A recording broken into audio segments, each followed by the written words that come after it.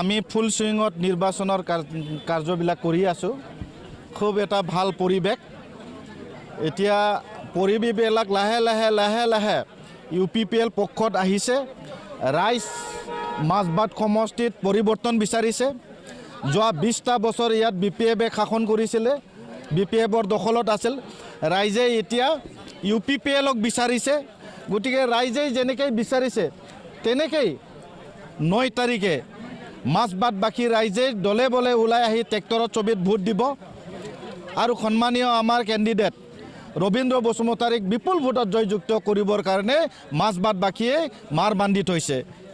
বিভিন্ন জাতি জনগোষ্ঠীৰ জনসমৰ্থন কেনেকুৱা হৈছে এইবাৰ? চাওক, এতিয়া UPPL হ'ল সকলো জাতি জনগোষ্ঠীক লৈ কৰা এটা ৰাজনীতি দল।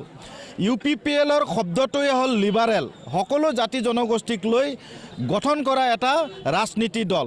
গতিকে যোৱা 5টা বছৰত আপোনালোকে দেখিছে যে 26টা জাতি জনগোষ্ঠীক লৈ UPPL-এ BTR অঞ্চলত শান্তি প্ৰতিষ্ঠা কৰিবলৈ সক্ষম হৈছিল। আৰু অনাগত দিনত এই BTR অঞ্চলত এজন মাজবাট সমষ্টিৰ পৰা বিধায়ক নিৰ্বাচিত কৰি অসমত দিছপুৰত আমি মাজবাটবাসীয়ে পঠিয়াই দি এই মাজবাট অঞ্চলৰ সকলো জাতি জনগোষ্ঠীৰ কাৰণে মাত মাতিবলৈ UPPL দলৰ হৈ সন্মানীয় ৰবীন্দ্ৰ বসুমতাৰীয়ে দিছপুৰত গৈ এই অঞ্চলৰ অভাৱ অভিযোগ দিছপুৰত মাত মাতিব। গতিকে ৰাইজ সাজু হৈছে আৰু সন্মানীয় এই অঞ্চলত সকলো জাতি জনগোষ্ঠীয়ে যে এইবাৰ UPPL-ৰ পক্ষত আছে সেয়া নিশ্চিত হৈছে। কালি ঝাৰখণ্ডৰ মুখ্যমন্ত্ৰী হেমন্ত সোৰেন মাজবাটত আহিছিলে, যথেষ্ট চিন্তিত দেখা গৈছে চৰণপুৰ। লাহে লাহে BPF-ৰ সকলো তেখেতসকলৰ দলৰ কাৰ্যকৰ্তাই ভয় খাইছে আৰু এয়াই এটা লক্ষণ যে UPPL জিকাৰ এটা লক্ষণ যে মাজবাটত হেমন্ত সোৰেন আহা মানে UPPL-ৰ শুভ লক্ষণ। গতিকে আহি থকা দিনত মই ভাবোঁ যে মাজবাট সমষ্টিৰ UPPL-এ খেগ হাঁহি মাৰিব আৰু আমি সকলো জাতি জনগোষ্ঠীৰ ভোট পাম।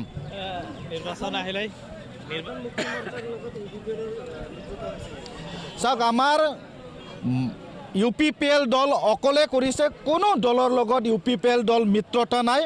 UPPL-এ অকলে খেলিছে। গতিকে এই অঞ্চলত সকলো জাতি জনগোষ্ঠীয়ে UPPL-ক বাছনি কৰিছে। ইয়াত BPF-ও আছে, কংগ্ৰেছ আছে আৰু ইয়াত জয় ভাৰত আছে আৰু BPI আছে। গতিকে UPPL দল হ'ল ইয়াত শক্তিশালী এটা ৰাজনীতি দল। আমি মাইনৰিটিৰ ভোটো পাম, বড়ো ভোট পাম, আদিবাসীৰ ভোট পাম, আমি গোৰ্খাৰো ভোট পাম, বেংগলী ভোট পাম, আমি আৰু এছামিজ সম্প্ৰদায়ৰ ৰাজবংশী সম্প্ৰদায়ৰো ভোট পাম। গতিকে খেগ হাঁহি মাৰিব UPPL। অভাৰ কনফিডেন্স হৈ থাকিব দিয়ক তেখেতসকলক।